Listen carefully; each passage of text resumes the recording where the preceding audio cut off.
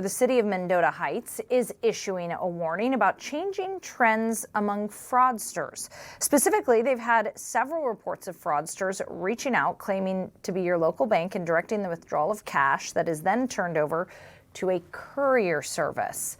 We wanted to know more about this new trend, so we called on Chief Kelly McCarthy from the Mendota Heights Police Department. Chief McCarthy, thanks for joining us. Thank you so much for having me.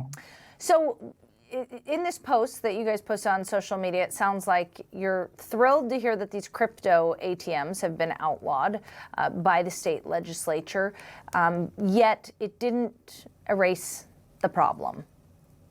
Correct. And we knew that it wouldn't, but with the crypto scam, it was so difficult for us to investigate it because the money just went out into the ether. So we knew that fraudsters are one step ahead of us and had already started changing tactics.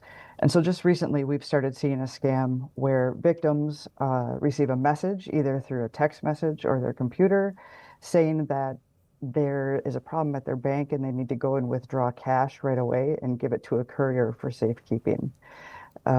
We've heard it either that their bank has been somehow compromised, or they need to withdraw a large amount of cash for a loved one who has a warrant or is in jail.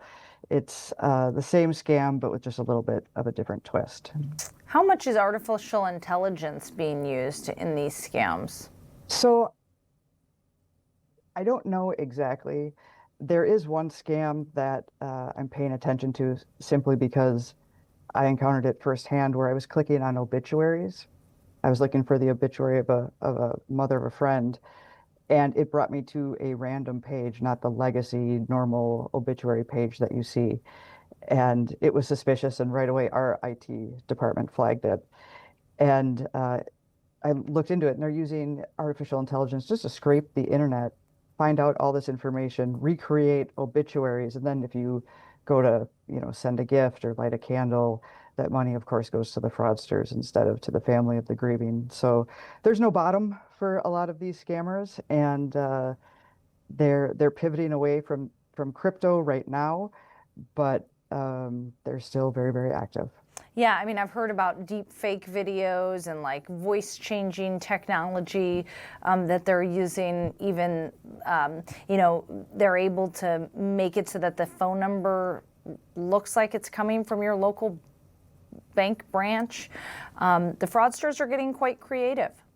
Yeah, they're able to spoof numbers. And so we tell people, anytime your bank or anyone reaches out to you with urgency and says you can't tell other people or they want you to stay on the line, that is a huge red flag right there. And then we also want people to know that these scammers are professionals. This is what they do. And so you should never feel bad about falling victim to their tactics, because they're very, very polished and they sound legitimate. So we advise everybody just to have those conversations with your family, make sure that they know that if they ever get a message with that urgency of closing an account or any money involved, that they talk to their family before they take any next steps. And what if I'm not sure? I get a phone call. It sounds like it could be legit, but it also sounds a little fishy, and I'm not sure. What should I do? So I would tell them that, get their name, and then tell them that you'll call them back. But go online and find the number yourself. Don't call back whatever number they called from or whatever number they give you. So if it's Wells Fargo, go to your local Wells Fargo branch and call them, or go in yourself. Yeah, I've had to do that myself too, where I've gotten a call and I'm like, I don't know, this is likely real, but I hung up. I called the official 1-800 number just to be sure. And there's no shame in that. And I think people Absolutely. need to know that. There's no shame in that. When you think about, for a while there was this gift card scam going on. Is that still popular? Where they would, they have you on the phone, they have you go to Walmart or whatever other retailer and buy gift cards. Is that still going around? It still happens. I think retailers have gotten really good about asking questions. And so we're seeing it less and less. And then there are many cities that have ordinances that you have to show ID, or they're going to ask questions. So you really can't be on the phone when you're doing those transactions. And those ordinances really help. So I think that the old tried and true methods will still be around. I think they'll still go after cryptocurrency on computer scams, like having a pop-up asking you to go to a link, and then they'll say there's something malicious on your computer and they want to take control of your computer. And once they do that, they'll get into your bank account and then shift that to crypto. So unfortunately, there's a lot of ways that they do these scams, but they count on us not being a community and not talking to one another and not talking to our friends and family. And that's another way that they get us to fall victim. The FTC estimates that about 30% of reported scam losses last year started on social media. How are you seeing these fraudsters use social media to lure people in? So the most salient example I have of that is we had a fan page for a soap opera star, I guess you would say, an actor who had appeared on soap operas in the 80s and 90s.